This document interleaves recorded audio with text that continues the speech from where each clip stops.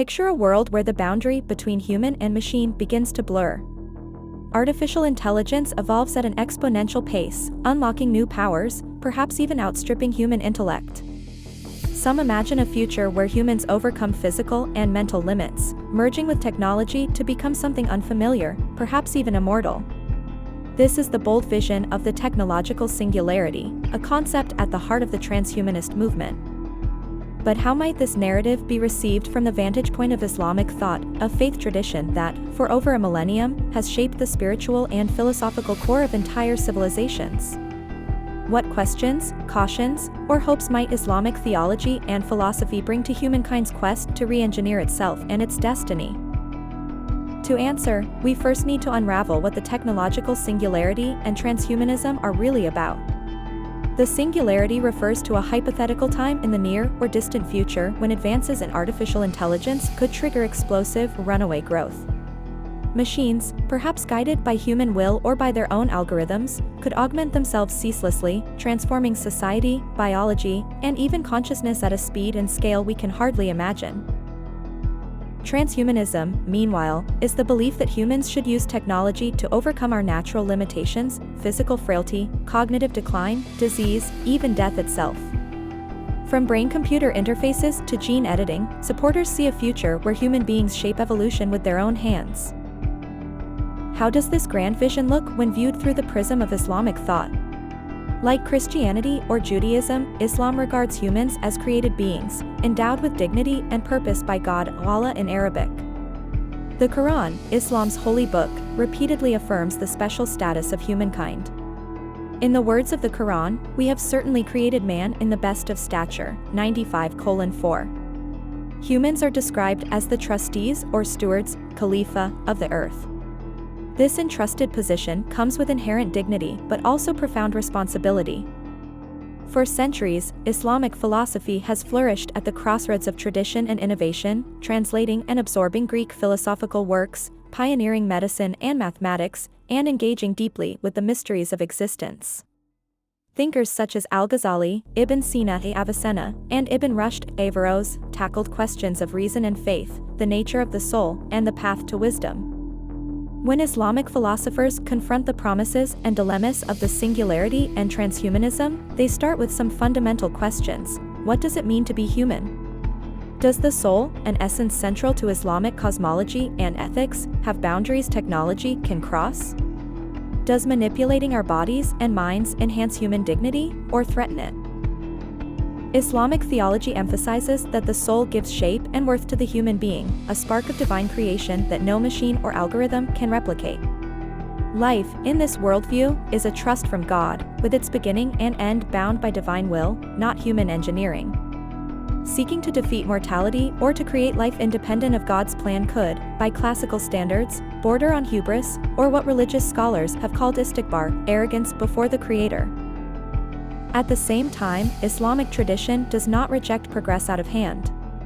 On the contrary, there's a long legacy of seeking knowledge, harnessing medicine, and adapting to changing realities. In the legal tradition of ijtihad, reasoned interpretation, scholars weigh up new circumstances by reflecting on established principles and the objectives of Muslim law, known as maqasid al-sharia.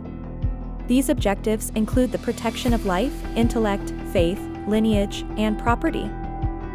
Let's consider some specific scenarios.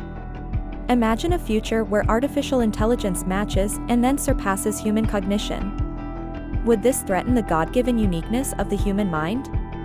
Or could advanced AI become, like other tools, a means to serve humanity, provided it aligns with ethical and spiritual values? Many Islamic scholars argue that technological tools, however advanced, remain within the domain of human stewardship. If AI enhances healthcare, uplifts the needy, or brings justice, it may be welcomed as a fulfillment of the trust God placed in humanity. But if it perpetuates injustice, erodes privacy, or stokes pride and forgetfulness of one's creator, it becomes not progress, but peril. Another scenario, genetic editing, brain enhancement, or cybernetic implants that promise to transcend the limitations of the human body and mind. Islamic law has a principle known as no harm and no reciprocating harm, la darar wa la darar, which is central in weighing medical interventions. If technology can heal, alleviate suffering, or restore function, it may be favorably considered.